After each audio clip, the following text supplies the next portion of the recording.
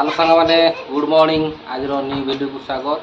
सकाल सकाल तो जापारे से ड्रेस रे पिंधिकी अच्छी काल मत भावुथे ओह्लैनी ओह्लै सारी राति भी पाई सारी सका हो सारी सका मुठिनी ये जो वीडियो करनी एवं करुँची 9टा बजला सका पूरा कौन करना सका जाइए बिल को जाकि तली मानने आउ गोटे बिल रुआ हम आउ गोटे बिल पकई देकी आसला पकई देकी मुझे खाली आसती घर को आ बो सका गलनी हारी बो 7टा गले गले आउ 7टा बेले बो जाकि रुआ स्टार्ट करदे मुसली खाली तलटा खेल देकी आसी एबे जीवी एकाथरे खाई पीकी पखाड़ खाइनी खाई जीवी आबो जलसा पतर नहीं जीवी एकाथरे बिल रुआ सैले जाकि 2टा बेलू आसबि सकाल सकाल तो कार्यक्रम एत खटणी है एमती गोटे बड़ मोर बड़ चिंता बिलटा आज आरंभ हो माने 2 किलोमीटर गहिर भितर को मुंडे जा पड़ो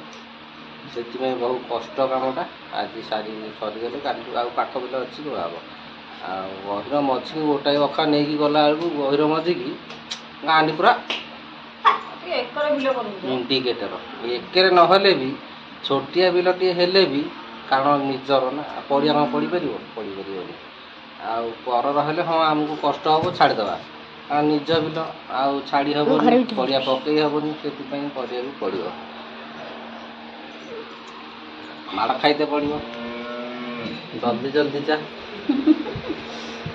पिंधिकी आसाटे कौन कर कार्यक्रम मुझे तो सर पखाड़ खाइनी खाली पखाड़ा खाईदे जीवी चलो पखाड़ आण खाइए जा तमे कल भीम साबुन आनता बासन के मजा हम पाउस बासन मजा साबुन आउ दे जाऊ ठाकुर घी ना खई ना गुआ आण बो ओहो कही गुआ नहीं जाऊ मान हाँ चलो काल वीडियो भी आज पर्यटन पड़ा ना कौन कर टाइम होनी सकाल सकाल जहाँ पकाए सकाल तो पड़ोसी बिल कार्य पकेबी के टाइम हो दिन सारा खटी खटी आकर रात एंटरटेनमेंट हाँक मोबाइल टे घिंचे पड़ू से टाइम लस हो सकाल सकाल आज जहाँ हूँ देखिए बिल जदि फांका मिलला पकईदेवी हाँ चलो आना पखाड़ खाई टाइम ना दुकान फकान ना आज दुकान नहीं दुकान कौन आसू के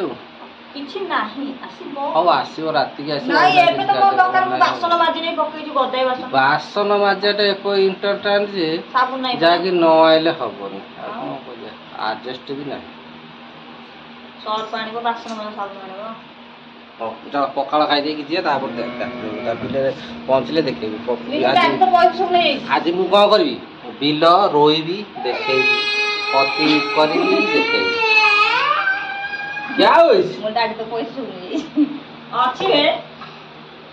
आम जो बिल कम कर बिल पैसा ने ये खाइबुनी जो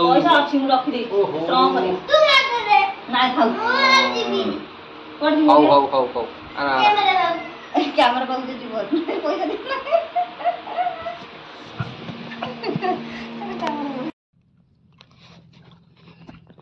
ये आसीगली मुझे माने बिल मझिकी बिल प्रबल करा माने 5 मिनिट हाणी कोदाड़ी थुआई कति कर 5 मिनिट कति कर रहीगलानी खरा प्रबल खरारे कटि होनी प्रबल खरा ये चली रुआ रुई अधा अधी बो रोई सारे अधा आ बाकी अल्प अच्छे गोटे बेला अधारू अधा होगली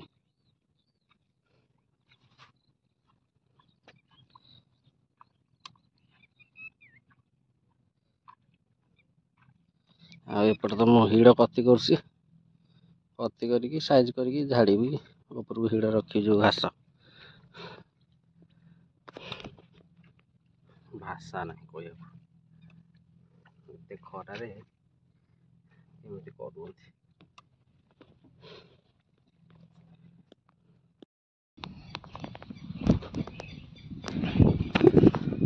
ଆଉ ଏବେ ତ 4ଟା ବାଜିଗଲାଣି। ଆଉ ଏବେ ମୁଁ ବିଲରୁ ପଳେଇ ଆସିଲି, ବିଲରୁ ପୁରା ପଳେଇ ଆସିଲି। ମାନେ ଏତେ ଗରମ ଗୁଳୁଗୁଳିରେ ଆଉ ରହି ହେଲାନି ବିଲରେ। କାମ ଯାହା ଯେତିକି କରିକି ଅଳ୍ପ କରିକି ଆସିଲି ହେରି। ଆଉ ବୋଉ ତାଙ୍କର ସରିବା ଉପରେ ହେଇଯାଇଥିଲା, ମୁଁ ଆସିଲି ହେରି। ବୋଉ ତାଙ୍କର ରହିକି ଆସିବେ। ଆଉ ପୁରା ଏଇଠି ଦେଖୁଛି ପୁରା ସାଡେ ବହୁତ ଦୂର ଗହିର, ତ ପୁରା 1 କିଲୋମିଟର ଭିତରକୁ ଯିବାକୁ ପଡ଼ିବ। ଦେଖାଯିବନି, ଯେତେ ଜୁମ୍ କଲେ ବି କିଛି ଦେଖାଯିବନି। ପୁରା ସେ ଇଲେକ୍ଟ୍ରିକ୍ ଖୁଣ୍ଟି ଦେଖାଯାଉଛି, ତାଠୁ ପୁଣି ଆହୁରି 1/2 କିଲୋମିଟର। ଇଲେକ୍ଟ୍ରିକ୍ ଖୁଣ୍ଟି ଏବେ 1/2 କିଲୋମିଟର ପରେ ଅଛି, ତାଠୁ ପୁଣି ଆହୁରି ଅଧିକ ବାଟ। ଆଉ କ'ଣ କରାଯିବ?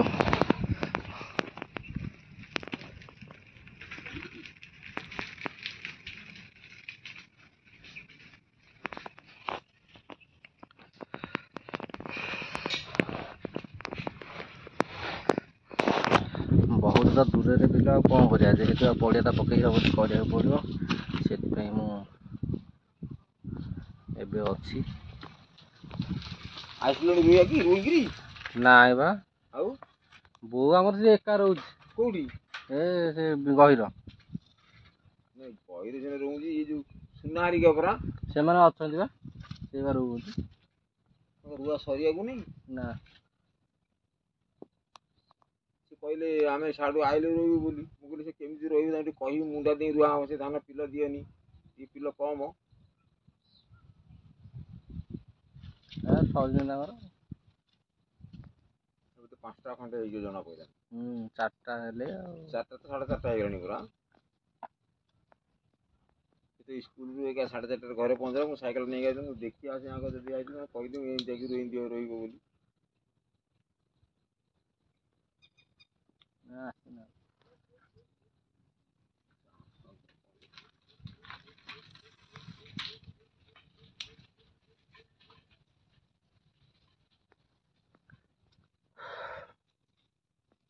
ଆମର ରୁଆ ସରିଗଲା। ଆଉ ମାନେ ଏଇ ବିଲଟା ଯୋଉ ଏଇଠି ଅଛି, କାଲି ଯୋଉଟା ରୁଆ ହଉଥିଲା ସେଇ ବିଲଟା ଆମର ସରିଗଲା।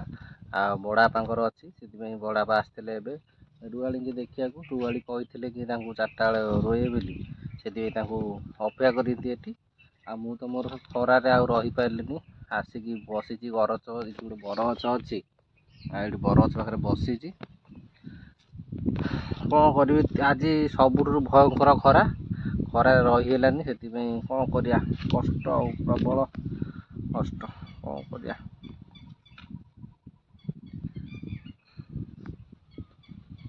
ହଉ, ଘରକୁ ଗଲେ ଦେଖେଇବି, କାରଣ ଆଉ ଏତେ ଭୋକ ବି ହେଲାଣି, ଆଉ କିଛି କଥା ହିଁ ବାହାରୁନି ପାଟିରୁ। କ'ଣ କହିବି? ଆଉ ଘରକୁ ଗଲେ ଦେଖେଇବି।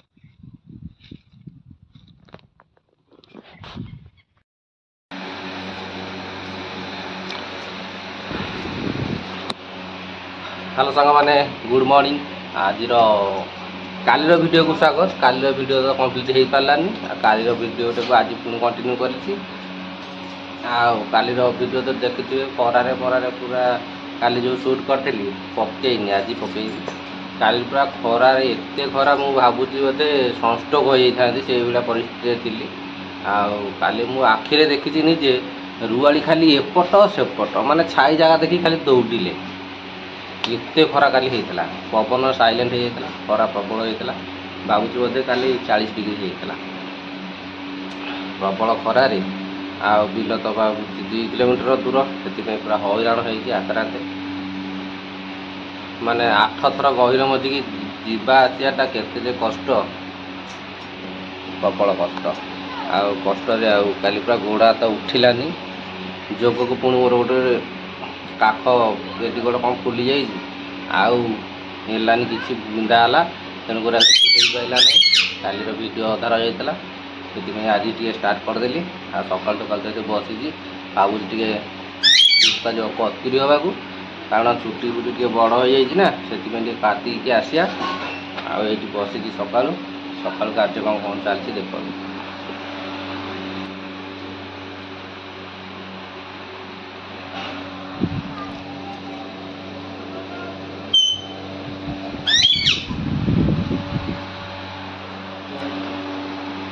ସକାଳୁ କାର୍ଯ୍ୟକ୍ରମ ଚାଲିଛି। ଏଇଠି ମଦରା ଶାଗ ମାନେ ବଛା ଅଛି,